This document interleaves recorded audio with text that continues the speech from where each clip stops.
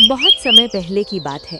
गंगा के किनारे बसे एक छोटे से शांत गांव सोनापुर में रघुवीर नाम का एक युवक रहता था। गांव का नाम तो सोनापुर था, लेकिन वहां के लोग साधारण किसान थे।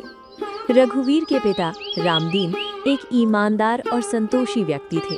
उनका मानना था कि मेहनत की कमाई और अपनों का साथ ही सबसे बड़ा सुख है। रघुवीर बचपन से ही बहुत मेधावी था, लेकिन उसकी आंखों में एक अजीब सी चमक थी, पैसों की चमक। वो जब भी गांव के जमींदार की हवेली देखता या शहर से आए व्यापारियों के रेशमी कपड़े देखता तो उसका मन अशांत हो जाता। उसे लगता कि उसके पिता की सादगी असल में उनकी कमजोरी है। एक शाम जब रामदीन खेत से लौटे तो रघुवीर ने उनसे कहा, पिताजी, मैं इस मिट्टी में अपनी जिंदगी नहीं गंवाना चाहता। यहाँ कितनी भी मेहनत कर लूं, बस 2 वक्त की रोटी ही मिलेगी। मैं शहर जाना चाहता हूँ। मैं इतना पैसा कमाना चाहता हूँ कि हमारी आने वाली पीढ़ियां राज करें। रामदीन ने शांति से उसकी बात सुनी और बोले, बेटा, महत्वाकांक्षा अच्छी चीज है, लेकिन याद रखना, धन नमक की तरह है। खाने में स्वाद के लिए थोड़ा जरूरी है, लेकिन अगर ज्यादा हो जाए तो पूरा भोजन कड़वा कर देता है। शांति और सुकून बाजारों में नहीं बिकते। रघुवीर पर इन बातों का कोई असर नहीं हुआ। अगले ही दिन वो एक छोटी सी पोटली लेकर शहर की ओर निकल पड़ा। शहर पहुंचते ही रघुवीर को वास्तविकता का एहसास हुआ। वहां की ऊंची इमारतें और भागती भीड़ उसे डराने लगी, पर उसका संकल्प दृढ़ था। उसने एक बड़े कपड़े के व्यापारी सेठ धर्मदास के यहाँ मुनीम अकाउंटेंट का काम शुरू किया। रघुवीर ने देखा कि सेठ धर्मदास बहुत चालाक थे। वे कम तौलते थे और ग्राहकों को धोखा देकर ज्यादा मुनाफा कमाते थे। शुरू में रघुवीर को ये बुरा लगा, लेकिन जब उसने सेठ की विलासिता देखी तो उसने अपनी नैतिकता को एक तरफ रख दिया। उसने सोचा, ईमानदारी सिर्फ किताबों में अच्छी लगती है, दुनिया। अगले 5 वर्षों में रघुवीर ने न केवल हिसाब किताब सीखा, बल्कि व्यापार के वे सारे काले गुण भी सीख लिए जिनसे जल्दी अमीर बना जा सकता था। उसने सेठ का भरोसा जीता और फिर चुपके से अपना खुद का व्यापार खड़ा करने की योजना बनाई। उसने सेठ के कुछ सबसे बड़े ग्राहकों को तोड़ लिया और अपनी एक अलग फर्म खोल ली। देखते ही देखते रघुवीर की किस्मत चमक उठी। उसका व्यापार विदेशों तक फैल गया। उसने शहर के सबसे पॉश इलाके में 7 मंजिला महल बनवाया। उसके पास दर्जनों नौकर थे, रेशमी बिस्तर थे और 56 भोग थे। लेकिन जैसे जैसे उसका बैंक बैलेंस बढ़ता गया, उसका स्वभाव कड़वा होता गया। वो अब हर किसी को शक की नजर से देखता था। उसे लगता कि हर कोई उसके पैसे का भूखा है। उसने गांव जाना छोड़ दिया था। उसके पिता के पत्र आते थे, जिन्हें वो बिना पढ़े ही मेज की दराज में डाल देता था।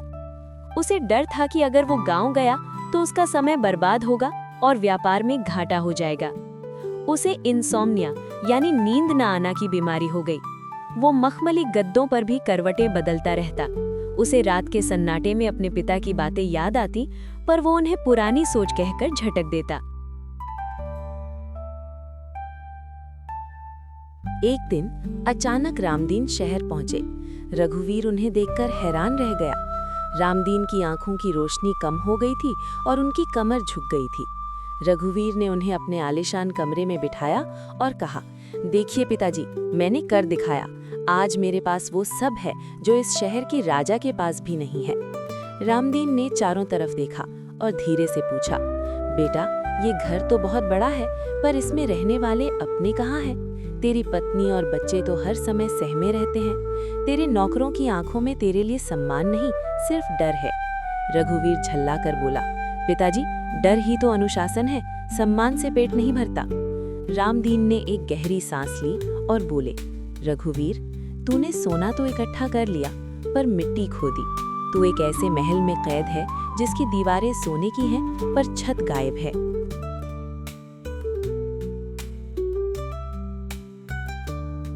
कुछ ही दिनों बाद रामदीन की तबीयत अचानक बिगड़ गई। शहर के सबसे महंगे डॉक्टरों को बुलाया गया।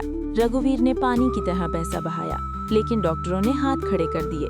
मरने से पहले रामदीन ने रघुवीर का हाथ पकड़ा और कहा, बेटा, मेरा अंतिम संस्कार गांव में करना, और हाँ, उन पहाड़ियों वाले महात्मा के पास जरूर जाना। उनके पास वो तिजोरी है जिसे तू आज तक नहीं खोल पाया। पिता की मृत्यु ने रघुवीर को झकझोर दिया। उसे पहली बार एहसास हुआ कि मौत के सामने उसकी दौलत कितनी बेबस थी। वो गांव गया, पिता का अंतिम संस्कार किया और फिर नंगे पांव उन दुर्गम पहाड़ियों की ओर चल दिया जहां एक प्रसिद्ध महात्मा रहते थे। महात्मा एक गुफा के बाहर एक शिला पर बैठे थे। उनके चेहरे पर एक ऐसी चमक और शांति थी जो रघुवीर ने अरबपतियों के चेहरे पर भी नहीं देखी थी। रघुवीर उनके चरणों में गिर पड़ा और रोने लगा। महाराज, मेरे पास सब कुछ है, फिर भी मेरा मन शमशान की तरह खाली है। मैं क्या करूं? महात्मा मुस्कुराए। उन्होंने रघुवीर को मिट्टी का एक पात्र दिया और कहा, बेटा, इस पात्र में पानी भरो और इस पूरी पहाड़ी का चक्कर लगा कर आओ। शर्त यह है कि पानी की एक भी बूंद बाहर नहीं गिरनी चाहिए।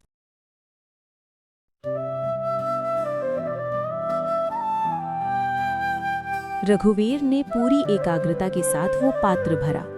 वो धीरे धीरे संभल संभल कर चला। उसका पूरा ध्यान पानी की सतह पर था। 3 घंटे बाद वो पसीने से लथपथ होकर वापस लौटा। महात्मा ने पूछा, रास्ते में तुमने क्या देखा? झरने की आवाज सुनी? उन रंग बिरंगे फूलों को देखा? पक्षियों का कलरव सुना? रघुवीर बोला, नहीं महाराज, मेरा पूरा ध्यान तो इस पात्र पर था। अगर मैं आसपास देखता तो पानी गिर जाता।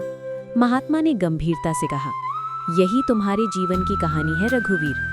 वो पात्र तुम्हारा अहंकार और दौलत है। उसे बचाने और बढ़ाने के चक्कर में तुमने जीवन के सौंदर्य को देखना छोड़ दिया। तुमने संगीत नहीं सुना, तुमने अपनों का प्यार नहीं देखा, तुमने दूसरों के दुख को महसूस नहीं किया। तुमने सिर्फ पात्र को देखा, जीवन को नहीं। रघुवीर के भीतर जैसे बिजली सी कौंधी। उसे अपनी गलती समझ आ गई। वो वापस शहर गया, लेकिन एक अलग संकल्प के साथ। उसने अपने व्यापार को ट्रस्ट में बदल दिया। उसने उन सभी लोगों से माफी मांगी जिन्हें उसने धोखा दिया था। उसने अपने गांव में एक बड़ा अस्पताल और स्कूल खोला जहां शिक्षा और इलाज मुफ्त था। उसने अपने महल के दरवाजे जरूरतमंदों के लिए खोल दिए। अब रघुवीर के पास दौलत कम थी, पर दोस्तों और शुभचिंतकों की भीड़ ज्यादा थी। उसे अब रात को गहरी नींद आती थी। उसे एहसास हुआ कि असली धन वो नहीं है जो बैंक में जमा हो, बल्कि वो है जो दूसरों के चेहरों पर मुस्कान के रूप में जमा हो। कहानी की शिक्षा: दौलत जीवन के सफर को आसान बना सकती है, लेकिन वो सफर का अंत नहीं है। संतुष्टि और सेवा ही मनुष्य के वास्तविक आभूषण है। लालच की दौड़ में हम अक्सर वो सब खो देते हैं जिसे बाद में करोड़ों रुपए देकर भी वापस नहीं पाया